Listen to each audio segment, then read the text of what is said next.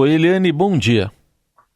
Bom dia, Raíssen, Carolina, ouvintes. Bom dia, Eliane. A gente também sauda novamente o nosso repórter da Eldorado lá em Porto Alegre, Luciano Nagel, que traz atualização sobre o nível do Guaíba, que continua subindo e tem uma expectativa péssima, né, para as próximas horas e dias. Oi, Luciano.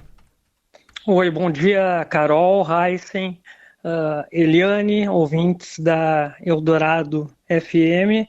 É uma projeção aí da ocorrência de chuvas, né, mais fortes que estão para vir ainda. A previsão do tempo não é nada boa. A última medição do Guaíba, no início da manhã, estava em 4 metros e 68 centímetros. Eu conversei com um pesquisador da URGS, Fernando Mainardi, né? Ele realizou um estudo que indica que é possível um recorde de 5 metros e 50 centímetros com as chuvas e ventos fortes que a gente teve neste final de semana, tanto aqui em Porto Alegre, quanto na região sul do estado e no norte do estado e região da Serra. Ele disse que há uma grande probabilidade do nível do Guaíba ultrapassar novamente os 5 metros, podendo atingir até 5 metros e 50 centímetros entre hoje e amanhã, superando aquela máxima que a gente teve durante a semana passada, se eu não me engano foi no sábado, de 5 metros e 35. Lembrando aos ouvintes que a cota máxima do Guaíba é de 3 metros. Ele disse que tudo isso se deve ao efeito repique. Ele explica o que seria esse efeito repique. O nome dele é Fernando Mainardi, ele que participa do grupo de doutorado da URGS em pesquisa em desastres naturais. Vamos ouvi-lo. O repique que a gente vem se referindo é o segundo pico. Pensa assim, numa bola de basquete. Ela pica uma vez, depois ela pica uma segunda vez, se quando solta ela, né? Então, a segunda picada é um repique. E a gente pensa, então, num cota-grama, né, do Guaíba, que a gente lança com as previsões. Então, tem um primeiro pico, que já aconteceu, né? E agora a gente está com chance de um segundo pico de níveis, ou seja, um repique, se chover muito forte na região dos vales do Rio Grande do Sul. Então, esse é o grande determinante. Onde essa chuva que está caindo, está chovendo agora aqui em Porto Alegre, né? Se está caindo mais concentrada na região dos vales ou se está caindo mais para sul. Se cair mais na região dos vales, essa água vai descer e vai causar o repique. O Guaíba ele já subiu 10 centímetros neste final de semana, entre sábado e domingo. E como eu disse, agora no início da manhã, estava em 4 metros e 68 centímetros. Agora há pouco foi divulgado novos dados, novas informações da Defesa Civil, um boletim.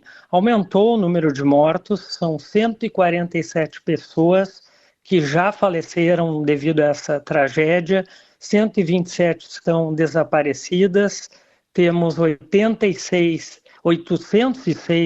feridos e pessoas em abrigos passam de 80 mil. Desalojados, mais de 500 mil de pessoas, são 538.241 pessoas e cidades afetadas, 447, de um total de 497 municípios aqui no estado do Rio Grande do Sul.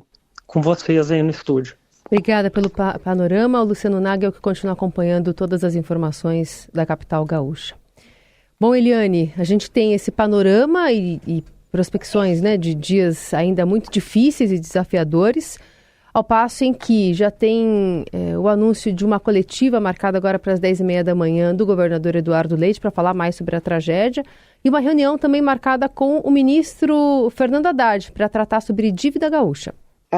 Pois é, gente, a situação está muito grave. Por quê? Por causa do repique que o professor conta para gente. Então, é possível que chova ainda muito hoje no Rio Grande do Sul, que chova amanhã, dê um alívio ali no final de terça-feira e quarta e volte a chover na quinta-feira. Ou seja, a situação ainda continua fora de controle e mais, né, o frio. Você tem, então, mais água, ou seja, em vez de ir secando, a situação continua assim, as ruas alagadas, os rios crescendo, né, o Guaíba ultrapassando novamente o limite dos 5 metros e o frio. Tanto que ontem o governador Eduardo Leite, ele anunciou que boa parte ou uma parte das doações feitas por Pix para o Pix oficial do governo do Rio Grande do Sul, que tem uma comissão gestora, uma parte disso irá para 30 mil cobertores, mantas para o frio, porque as pessoas estão desalojadas, as pessoas estão em abrigos precários, cheios de gente, e olha, água e frio não é bom. Não é bom para a saúde, não é bom para recuperação, não é bom para nada, né? A situação continua muito grave e, como Carolina falou, o governador Eduardo Leite terá 2 reuniões em Brasília hoje. Até ontem à noite estava em dúvida se seriam reuniões à distância, né, ou se seriam presenciais. Aparentemente, até esse momento, a previsão é de reuniões presenciais, ou seja, o Eduardo Leite a caminho de Brasília para um encontro com o ministro Fernando Haddad, da Economia, para tratar de dívida do Rio Grande do Sul, né? O Rio Grande do Sul tem uma das maiores dívidas, se não for a maior do país, chega ali a 90, quase 100 bilhões de reais. É um problema antigo do Rio Grande do Sul, mas agora ganha outra dimensão. Já havia negociações antes da tragédia e essas negociações ganham outro rumo agora com a tragédia. Então, há uma possibilidade ainda a ser confirmada do Haddad negociar ou até o fim do ano a suspensão do pagamento da dívida do Rio Grande do Sul ou nos próximos 2 anos, porque a gente sabe que recuperar, restaurar o Rio Grande do Sul vai durar muito tempo ainda. A gente sabe, inclusive, que novas pontes podem cair nessa nova época aí de tempestades, novas pontes, novas barragens. Então, a dúvida é se o governo federal vai oferecer a suspensão do pagamento da dívida até o final deste ano ou até o final de 2025. De qualquer jeito, a reunião do Fernando Haddad com o Eduardo Leite é hoje e quem vai bater o martelo a solução final vai ser o presidente Lula, né? Então vai ser hoje Eduardo Leite com Haddad e amanhã Haddad com Lula para bater o martelo. Além disso, o Eduardo Leite também vai conversar no final da tarde, presencialmente, com o ministro de Portos e Aeroportos, que é o Silvio Costa Filho, porque essa é uma questão muito emergencial do Rio Grande do Sul. A gente leu ontem, né, que o aeroporto Salgado Filho de Porto Alegre está com um cheiro muito ruim, né, está literalmente fedendo, que tem bichos mortos, continua alagado e você não recupera o estado sem ter meios de comunicação e meios de transporte. Então, essa é uma questão também fundamental. Portos e aeroportos. Então, hoje deve ter muita notícia de Brasília em relação ao Rio Grande do Sul. E amanhã tem mais. Amanhã vem um novo pacote federal para a emergência e a recuperação do Estado. Muito bem. Sobre o aeroporto, o ministro Silvio Costa Filho acaba de informar aqui numa entrevista à Globo News 2,5 metros de água lá no aeroporto Salgado Filho, a última atualização. Mas queria falar com você também, Eliane, sobre uma pesquisa que foi divulgada hoje pela Genial Quest, já mirando lá em 2026, lógico que está longe, né? Mas já são algumas sinalizações que são dadas. Por exemplo, a pesquisa mostra que 55% rejeitam um novo mandato para o presidente Lula e 42% acham que ele deve ficar no poder. Mas nem tudo é notícia ruim para ele nessa pesquisa, Helene? Pois é, Heisen.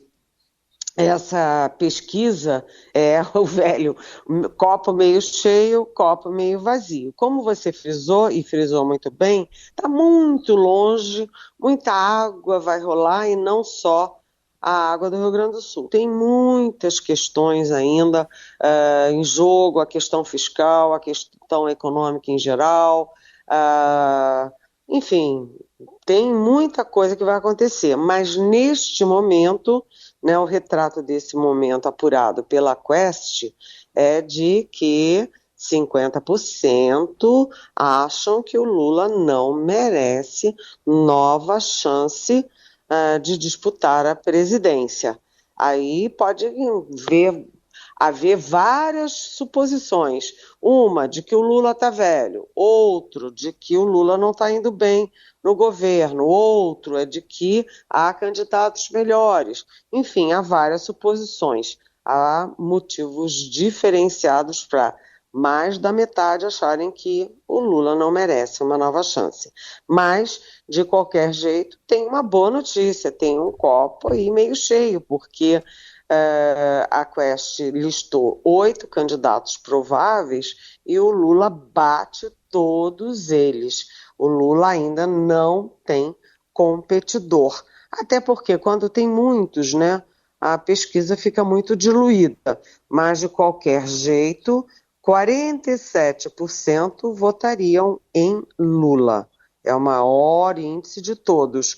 E qual é o problema? É que 47% votariam em Lula, mas a rejeição dele é muito alta, mais alta do que a previsão de votos, porque são 49% de rejeição. Então, muita água vai rolar, o Lula tem grandes desafios pela frente. Aliás, ele acaba de anunciar uma medida importante. Estava prevista uma ida do Lula à Colômbia para o encontro com o presidente Petro esta sexta-feira e ele cancelou a ida para dar prioridade à tragédia no Rio Grande do Sul. Era para o Chile, não, essa viagem, Eliane? Sim, desculpa. Isso. Eu misturei as bolas, era para o Chile. Muito bem. A gente vai continuar com a Eliane Cantanhede para falar um pouco sobre a entrevista que fez junto com a repórter e colunista Mônica Gugliano aqui do Estadão, com o ex-presidente Michel Temer, que tentou de alguma forma, né, num discurso pacificar o país, no entendimento dele, mas não conseguiu por culpa de dois lados da polarização, né, Eliane? Exatamente. Nós fizemos essa entrevista, eu e a Mônica Gugliano, aqui em São Paulo, com o presidente Michel Temer, e o presidente sempre muito lúcido, né? Muito equilibrado, ele que é um constitucionalista, né? Professor de Direito Constitucional, foi presidente da República, presidente da Câmara, foi deputado muitos anos, foi secretário de Segurança em São Paulo, enfim. O Temer tem uma longa bagagem, né? E ele falou, inclusive, que a polarização às vezes pode ser útil, provoca debate e tal, mas o que acontece no Brasil não é só polarização, é uma radicalização nefasta, e ele disse que o presidente Lula assumiu com o discurso da União Nacional e falou uma coisa, mas não lutou para isso, né? Eu perguntei, inclusive, para ele, presidente, o que faltou? Ele disse, faltou ação. Aí eu perguntei, mas a ação do presidente Lula? E ele disse sim. Ele falava que ia pacificar o país, né, que ia governar com todos os brasileiros, mas acabou não fazendo isso. Por culpa dele, por essa falta de ação do Lula, que falou uma coisa e não fez, né, prometeu e não fez, da pacificação, mas também por causa da oposição, que é muito dura. E o Temer lembrou que a oposição a ele, o próprio Temer, também foi feroz. Ele definiu como feroz. Mas eu achei interessante, ele como constitucionalista, falou bastante sobre o Supremo Tribunal Federal e numa linha de defesa, porque ele disse que é aquela coisa, todo mundo acusa o Supremo de se meter em tudo. Aí ele diz, por que o Supremo se mete? Primeiro, o Supremo é inerte, ele só age quando é provocado. Quem provoca o Supremo para tudo são os políticos, tanto do Legislativo quanto do Executivo. Então, o Supremo não mergulha de cabeça porque ele quer. O Supremo é cutucado pelos políticos, deputados, senadores, ministros, presidente da República, e por isso ele se manifesta em tudo, né? Segundo, a Constituição é muito detalhista e o Supremo é o órgão que cuida da Constituição, do cumprimento da Constituição. Logo, ele acaba também sendo alçado, né, à condição de julgar detalhes daqui e dali da vida nacional. Eu achei também interessante que o presidente Lula, o ex-presidente Temer, elogiou 3 personagens, todos 3, assim, na linha de frente deste momento nacional. O Fernando Haddad, ministro da Economia. O Temer elogiou, disse que o Haddad tem sido o carro-chefe, né, que a economia tem sido importante, mas que tem que ter cuidado com a questão fiscal. Elogiou também o Tarcísio Gomes de Freitas, governador de São Paulo, fez vários elogios, né, inclusive pela aliança do Tarcísio Gomes de Freitas com a candidatura do Ricardo Nunes à reeleição à prefeitura em São Paulo, e elogiou particularmente o Alexandre de Moraes. Alexandre de Moraes, que ele, Temer, é que nomeou para o Supremo Tribunal Federal e que está apanhando muito, mas que tem sido muito decisivo aí na questão da defesa da democracia. Aliás, o Temer não, apesar de ser sempre muito diplomático, cauteloso, o Temer não contemporizou com o que houve em 8 de janeiro, não. Para ele foi, sim, um atentado à democracia. E, portanto, tem que ser punido, fiscalizado, investigado com dureza, com firmeza. Portanto, 3 personagens que ele elogia: Tarcísio, Alexandre de Moraes e Fernando Haddad. Será que ele está se referindo a 3 possíveis candidatos a presidente num futuro bem rapidinho? Não sei, isso ele não falou. Tudo bem, entrevista completa lá no portal do Estadão também. Mas para a gente fechar, Helene, que a gente queria uma palavra sua sobre o Paulo César Pereira, o autor que morreu ontem aos 83 anos no Rio de Janeiro de doença hepática, um ícone do cinema, né, da TV, e a gente vai colocar um trechinho de uma entrevista que ele deu ao Antônio Abujanra, também saudoso, né, na TV Cultura, na Provocações. Lá em 2006 ele fala por que ele se declarou um dos melhores atores do mundo. Quando eu falei que eu sou um dos melhores atores do mundo, não foi isso que eu disse. Eu falei que era o melhor do mundo, mas não era o único melhor do mundo. Eu disse que quando um ator está desempenhando, naquele momento o cara está com a bola cheia, naquele momento se esquece todos os outros atores do mundo, só se pensa naquele. Então, esse negócio, o melhor ator do Brasil é um limite. Isso é uma bobagem. Né? A arte não é uma coisa competitiva, somos todos irmãos, unidos contra o poder. Quando é o melhor ator de Gramado, eu acho ridículo, entende? Mas eu gostaria de ganhar aquela grana, evidentemente. Tá aí um pouco da personalidade do Pereio, que, enfim, lutou muito contra a ditadura também e era uma grande voz de comerciais, né, Eliane? O Pereio, eu conheci o Pereio muito rapidamente, porque ele frequentava Brasília lá atrás, muitos anos atrás ele frequentava, participava ali de um almoço ou outro com jornalistas e tal, e ele sempre foi assim, abusado, audacioso, né, provocador, e eu acho que a sociedade precisa de gente assim, né, para avançar, para quebrar dogmas, né?